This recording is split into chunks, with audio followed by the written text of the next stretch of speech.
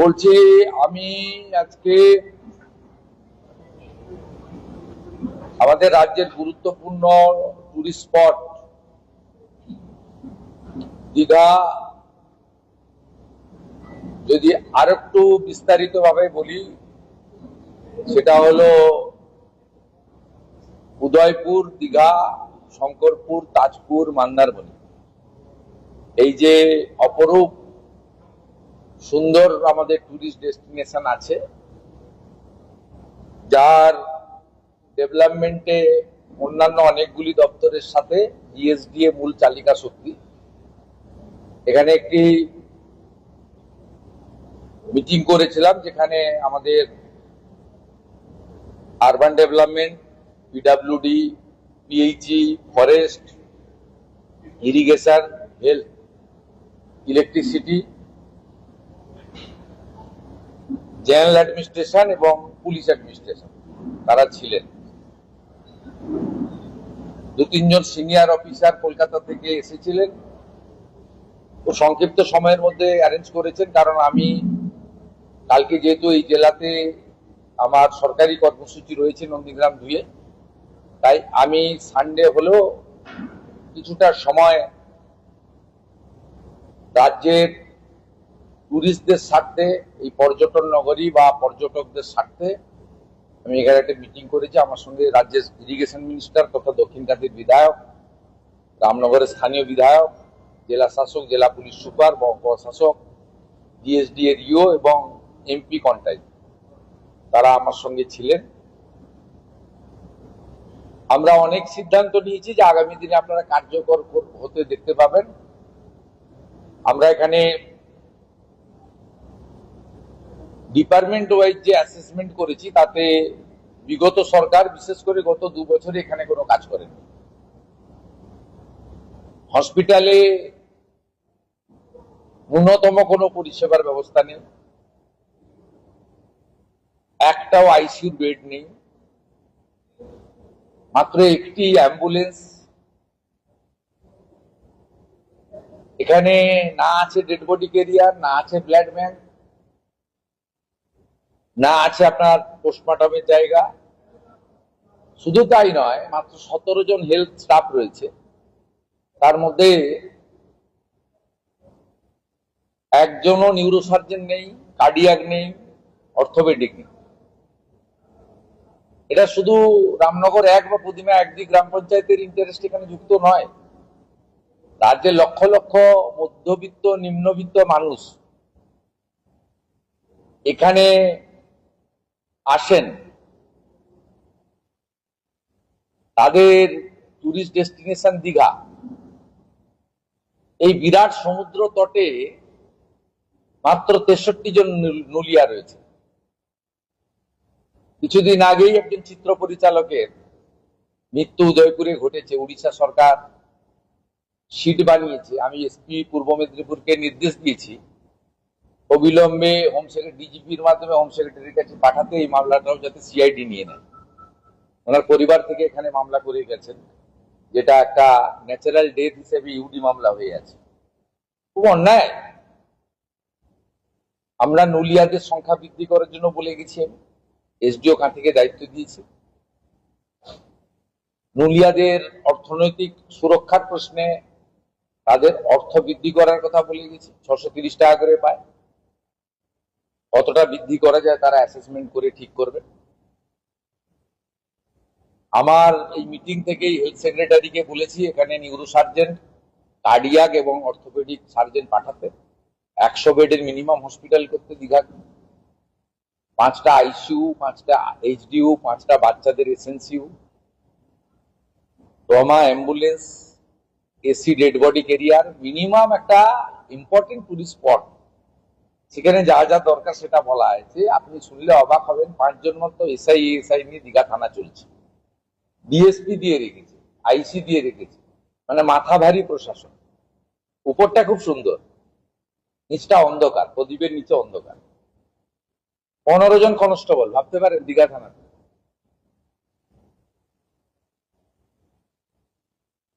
আর এ তো বললে অনেক সময় লেগে যাবে। আমি প্রত্যেকটা পয়েন্ট ধরে আলোচনা করেছি। মূল বিষয়বস্তু যেগুলো আপনাদের বলার, তো হেলথ বা ইত্যাদি সুরক্ষার, পর্যটকদের সুরক্ষার বিষয়, এগুলো বলার সাথে সাথে আমি যেটা আপনাদের কাছে বলা দরকার সেটা হচ্ছে আমরা একদম দাঁড়িয়াপুরের পেটুয়া পর্যন্ত কোস্টাল এলাকাকে এর সঙ্গে সংযুক্ত করতে চাইছি। ভিতরের এলাকা না, কোস্টাল এলাকা, মানে পুরো পেটুয়া থেকে বাঙ্কিপুট জুনপুট হয়ে শৌলা থেকে মেরিন ড্রাইভ আছে, এটা এক্সটেনশন করা। আর মেরিন ড্রাইভ সব জায়গায় ওই পিএমজিওসাই মতো ছোট রাস্তা হয়ে গেছে, এটা মেরিন ড্রাইভ বলে না। আমি ডিএসডি এর ইও কে পিডব্লিউডি কে বলেছি, ডিএম সাহেবকে বলেছি মনিটরিং করতে, চেন্নাই এবং মুম্বাইয়ের মতো মেরিন ড্রাইভ করতে। অন্তত 4 লেন তো সম্ভব নয়, 2 লেন যেতে হয়, এবং এটা এক্সটেনশন করতে পেটুয়া পর্যন্ত। রাজন পাত্র বাড়ে আমরা মোটামুটি ডিপসি পোর্ট ঠিক করে ফেলেছি, 1700 একর জমি আমাদের হাতে আছে। ইন্ডাস্ট্রি ডিপার্টমেন্ট সেটা ইতিমধ্যে টেক আপ করেছে, এবং যত তাড়াতাড়ি সম্ভব এর প্রক্রিয়া কমপ্লিট করে আমরা যাতে আগের মতো শুধু ভাষণে নয় কাজে করতে পারি। 1700 একর জমি আমাদের হাতে রয়েছে, আর ওখানে ডেপথও ভালো রয়েছে, নাব্যতা। এটা একটা বড় অ্যাচিভমেন্ট হবে, পুরো এলাকার অর্থনৈতিক সিনারিও বদলে যেতে পারে। আপনাদের সঙ্গে আমার আমি সাধারণত প্রেস কনফারেন্স খুব কম করি, আপনাদের সঙ্গে মিট করার যে উদ্দেশ্যটা সেটা হচ্ছে আগামী 1 জুলাই থেকে যে চাঁদা নিতেন গত সরকার 10 টাকা করে, সেটা আমি প্রত্যাহার করলাম। 10 টাকা করে আমি বলবো না, এই হাত পেতে হোটেলের বিলের সঙ্গে এতে কত টাকা আসে জানেন বছরে? মাত্র 30 লক্ষ টাকা। এক তো 30 লক্ষ এখানে টুরিস্ট আসে না, যদি হিসাব করা যায় টুরিস্টের সংখ্যা অনেক বেশি হবে, অন্তত ডবল তোই হবে, 60 লাখ 70 লাখ তো হবে। তার মানে ওখানে ফাঁকি দাও। আর দ্বিতীয় হচ্ছে যে টুরিস্টরা এখানে আসছেন, আমি মনে করি রিচ পার্সনরা যে আসে না তা নয়, তারাও আসেন। দীঘা অপরূপ সুন্দর, মন্দারমণির বীচ তো ততোধিক সুন্দর, শঙ্করপুরকে তাজপুরকেও সাজানো যেতে পারে। কিন্তু যারা ইনকাম ট্যাক্স জিএসটি পেমেন্ট করছেন তাদের কাছে আবার হাত পেতে 10 টাকা নেওয়া সরকারের রুচি বিরোধী কাজ বলে আমার মনে হচ্ছে। তাই আগামী 1 জুলাই থেকে টুরিস্টদেরকে 10 টাকা করে দিতে হবে না, এটা খুবই আপত্তিকর, এটা আমি ঘোষণা করে যাচ্ছি। বাকি সবাই কোঅপারেশন করবেন। দীঘার মানুষ ন্যূনতম জলটা পর্যন্ত পায় না, স্যালাইন ওয়াটার। অনেক দিক রয়েছে, আলোচনা হয়েছে, ফরেস্টের কোনো কাজ হয়নি, ইউডিএমএ ডিপার্টমেন্ট কোনো স্কিম গত 2 বছর দেয়নি। যে কটা স্কিম চলছে এখন ডিএসডি এর ওন ফান্ড থেকে চলছে। প্রাক্তন ডিএসডি এর চেয়ারম্যান, প্রাক্তন সাংসদ শিশির বাবু এখানে ওন ফান্ড করে দিয়ে গেছেন 250 কোটি টাকা, সেটা আছে, হাত দেয়নি এখনো। এটা একটা গুড নিউজ পেলাম। এটা নিয়ে গিয়ে মেলাতে খেলাতে ব্যবহার করতে পারেননি, যাই হোক, এটা একটা গুড ইনফরমেশন। এখানে ইঞ্জিনিয়ারিং সেল নেই, ম্যান পাওয়ার নেই, এক্সিকিউটিভ ইঞ্জিনিয়ার নেই, একজন অ্যাসিস্ট্যান্ট ইঞ্জিনিয়ার রয়েছে, আর বাকি সবাই হচ্ছে কন্ট্রাকচুয়াল। এইভাবে তো চলতে পারে না। আমরা ভালো কাজ করব এবং এগোবো। পাস্ট ইজ পাস্ট, অতীত। আপনারা দেখবেন কিভাবে সুন্দরভাবে আমাদের পশ্চিমবাংলার এই গর্বের কেন্দ্রটাকে আমরা দাঁড় করিয়ে দেব। আমি একটা পোস্ট দেখছিলাম হাইকোর্টের বিশিষ্ট আইনজীবী বিকাশ রঞ্জন ভট্টাচার্য,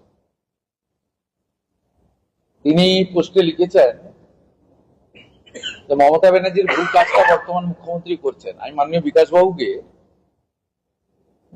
সম্মানের সঙ্গে বলি, আপনার তথ্য জানা ভুল হয়েছে।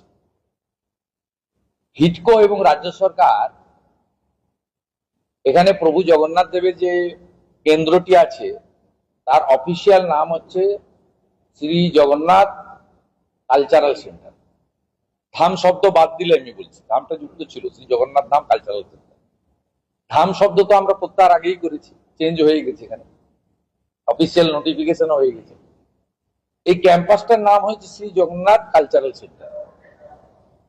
ক্যাম্পাসটার নাম সরকারি খাতায় টেন্ডারে যা আছে তাই কিন্তু বর্তমান সরকার রেখেছে। আমরা কোথাও কালচারাল সেন্টারকে টেম্পার করিনি, কিন্তু আমাদের সাত্বিকতা মেনে যেখানে প্রভু জগন্নাথ দেব অধিষ্ঠান করছেন, সেখানে নিত্য পূজা, ভোগ আরতি, মঙ্গল আরতি, প্রভাতী পূজা, কীর্তন, ভজন ইত্যাদি যে জায়গাটাতে হচ্ছে সেটাকে মন্দির হিসেবেই সাত্বিকতা রেখে আমরা করতে চাই। আমি সিএস কে বলবো তার নেতৃত্বে যে কমিটি রয়েছে সেই কমিটি দ্রুত মিটিং করে এখানে আগামী রথযাত্রা উৎসব কিভাবে সনাতনীদের আস্থাকে সম্মান রেখে রথযাত্রার পরম্পরা মেনে সুন্দর করে করা যায়, সুষ্ঠুভাবে করা যায়, তার ব্যবস্থা নেবেন। এটা মুখ্য সচিবের নেতৃত্বে যে কমিটি আছে তারা করবে। होना चाहिए। आज योगा डे के दिन पूरा बीच तक, पूरा बीच से मेरिन ड्राइव से रोड से पूरा आयुष का प्रोटोकॉल मानते हुए अच्छा करके योगा होना चाहिए। डीएसडीओ को मैं एडवाइस किया जितना भी इसके लिए अरेंजमेंट होना चाहिए, एक तो स्वच्छ भारत साफ सुथरा और दूसरा योगा डे, ये बड़ा इवेंट कोलकाता में तो होगा, पूरा प्रदेश में होना चाहिए। और ये जो बीच और एडजॉइनिंग एरिया है टूरिस्ट स्पॉट में भी बड़ा करके होना चाहिए। দীঘাতে বিল্ডিংয়ে যেমন কনভেনশন সেন্টার স্ট্রিট যেটা বিল্ডিং আগে বলা ওইভাবে বেশি পড়ে আছে, ব্যবহার হচ্ছে না, বেকার সরকারি সম্পত্তি নষ্ট হচ্ছে, সেগুলো নতুন কোনো পরিকল্পনা এরা দেখে নেবেন। Minister, MP, MLA, DSDA authority, they will act. They are very competent person.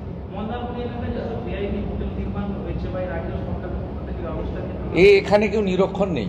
They are very highly educated people. They know what to do, what not to do.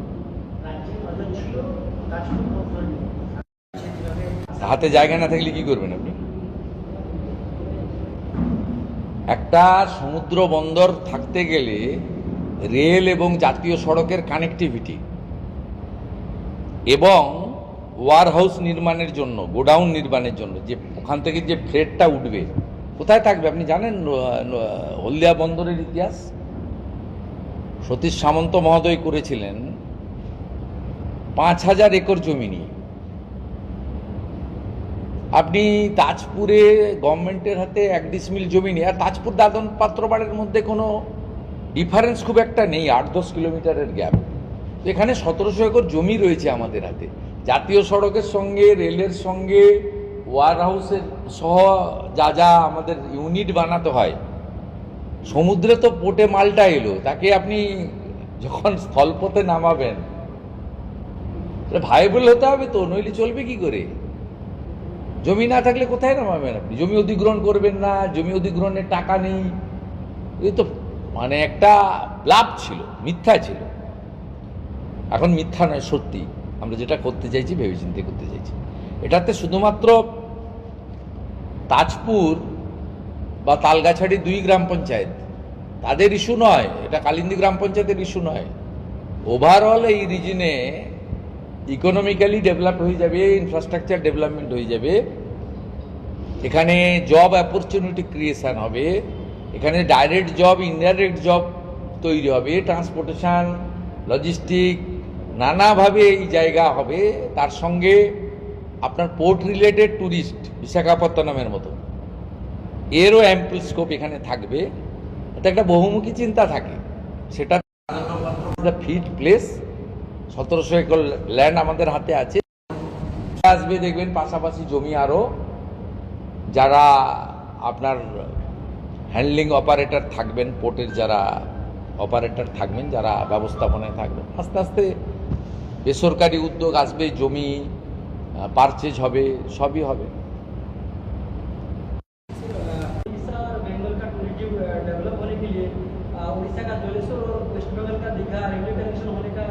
Railway board approve किया है, यह district magistrate है। District magistrate का पास rail मंत्री जी और मैं उस दिन कॉन्फ्रेंस भी कर लिया। यहाँ इस डिस्ट्रिक्ट में नंदकुमार से दीघा डबल रेल लाइन, उनका जमीन देना चाहिए। रेल बोर्ड बार बार मांग कर रहा है, वंदे भारत तो चलाना चाहिए दीघा से ना, इसके लिए तो डबल रेल लाइन चाहिए। आज 8 साल से जमीन मांग रहा है, पिछले सरकार जमीन नहीं दिया है। नंदीग्राम रेलवे प्रोजेक्ट में 80 एकड़ जमीन का जरूरत था, 74 एकड़ हाथ में है, पूरा काम हो गया है। 6 एकड़ लैंड जरूरी है, वो भी हम लोग बोल दिया है, दे रहा है। यहाँ भी जो रेलवे बोर्ड का अप्रूव है, नंदकुमार से बलाईपंडा होते हुए हमारी डेबरा तक एक्सपेंशन ऑफ रेलवे लिंक, ये भी रेलवे बोर्ड में अप्रूव हो गया है। और दीघा से जलेश्वर ये भी अप्रूव हो गया है।